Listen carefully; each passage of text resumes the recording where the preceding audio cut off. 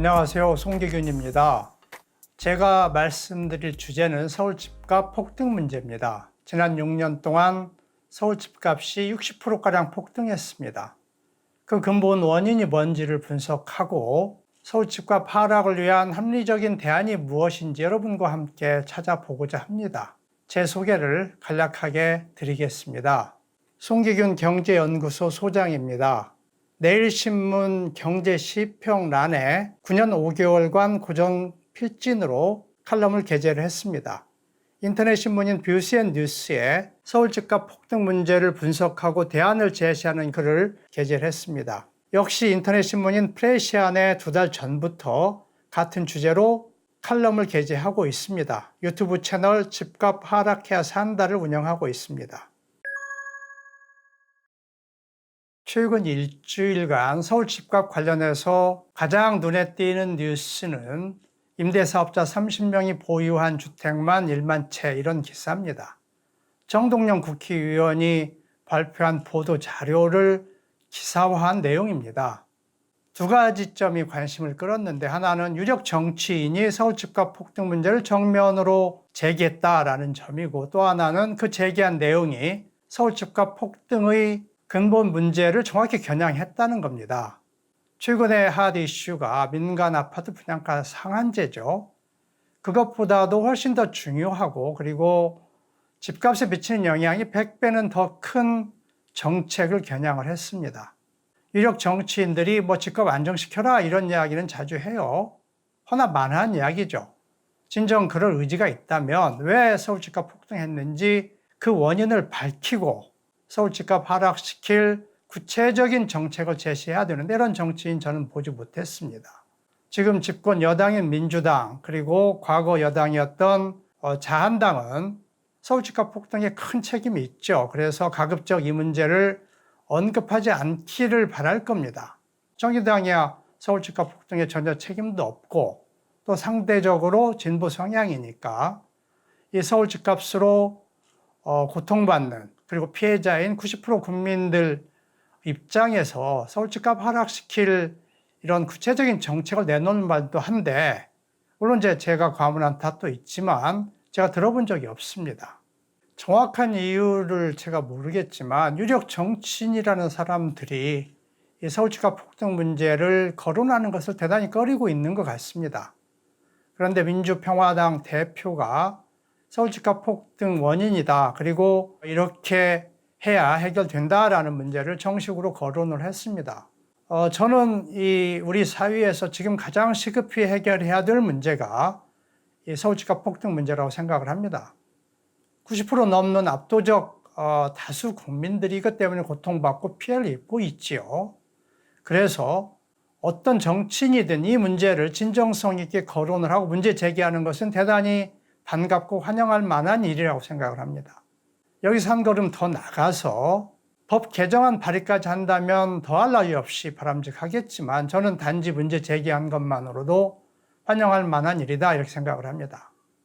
정동영 의원이 발표한 내용을 요약하면 이렇습니다. 30명이 평균 367채 주택을 소유하고 있다. 2019년 6월 현재 44만 명이 무려 143만 채 임대주택을 등록했다. 주로 서울 지역이죠. 2016년 이후에 임대주택 등록이 급증했다. 84만 채가 증가를 했습니다. 그리고 임대주택 등록이 급증한 이유가 과도한 세금 특혜를 제공해서 이 세금 특혜를 노리고 주택을 매집했다는 겁니다.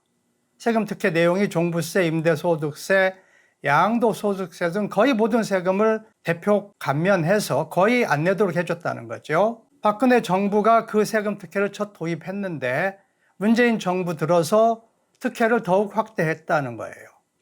요약을 하면 박근혜 정부와 문재인 정부가 다주택자들에게 세금 특혜를 제공하니까 돈 많은 사람이 주택을 매집하고 주택 투기가 불붙었어요.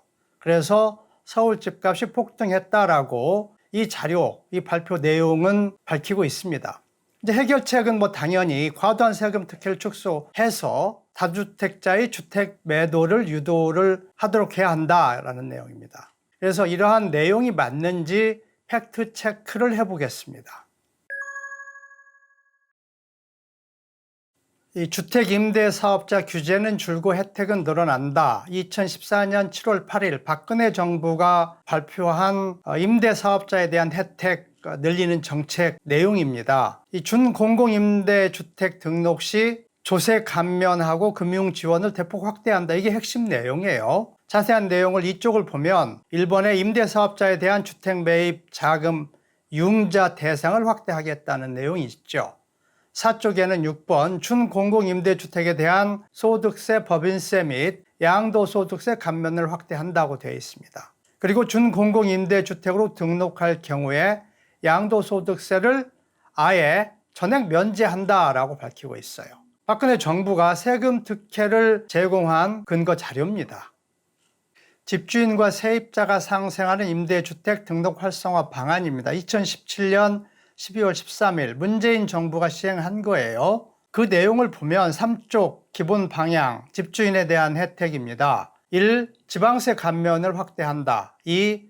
임대소득세 감면 확대. 3. 양도세 감면 확대. 4. 종부세 감면 기준 개선. 5. 건보료 부담 완화입니다. 그러니까 박근혜 정부가 세금 특혜를 제공했는데 그 특혜는 그대로 유지하고 거기에 더해서 플러스로 임대소득세, 양도세, 종부세 감면을 문재인 정부가 더 확대하겠다라고 밝히는 내용입니다.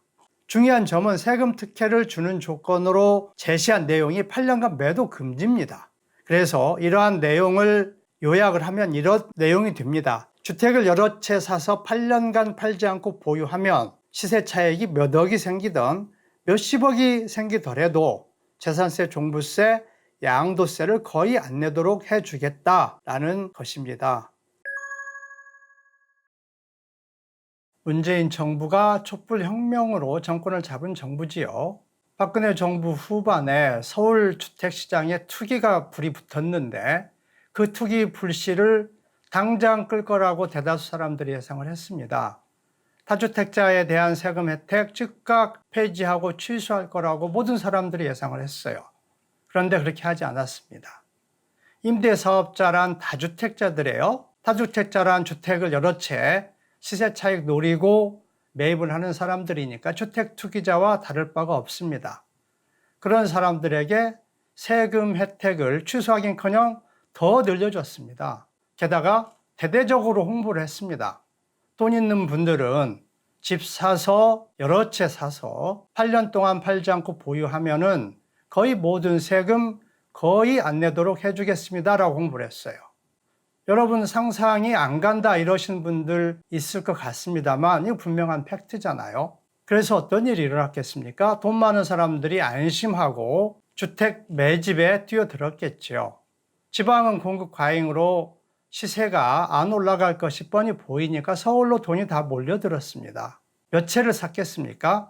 세금 혜택 줘서 몇천 채 샀다면 그래서 서울 집값 폭등했다 이렇게 말하는 것은 과장이겠죠. 얼마나 샀는지를 알아보겠습니다.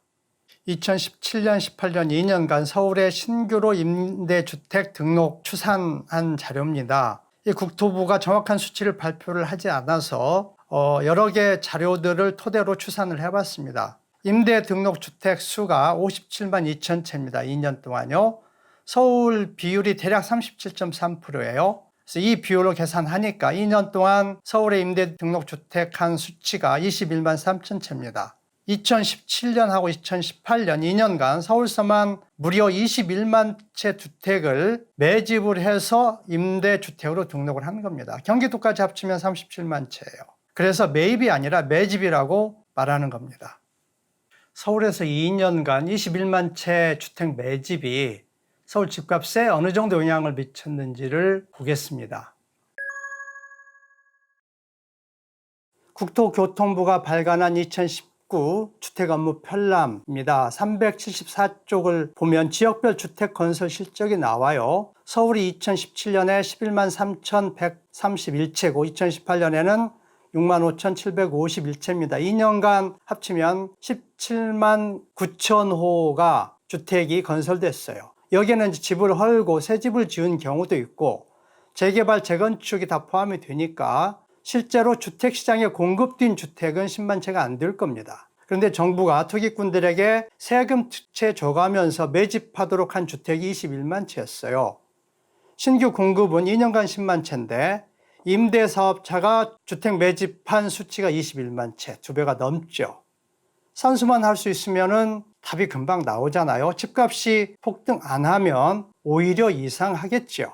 설상가상으로 문재인 정부가 세금 특혜 주면서 그 대가로 요구한 조건이 참으로 어이가 없습니다. 세금 특혜 받으려면 8년간 팔지 마세요 였어요. 8년 이전에 팔면 세금 특혜를 축소하겠다고 했습니다.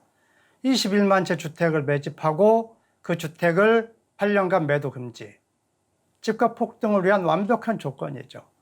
이보다 더 집값 폭등할 여건도 찾기 힘들 겁니다. 그런 여건을 누가 만들었습니까? 박근혜 정부가 만들었나요? 그 말은 반만 맞죠.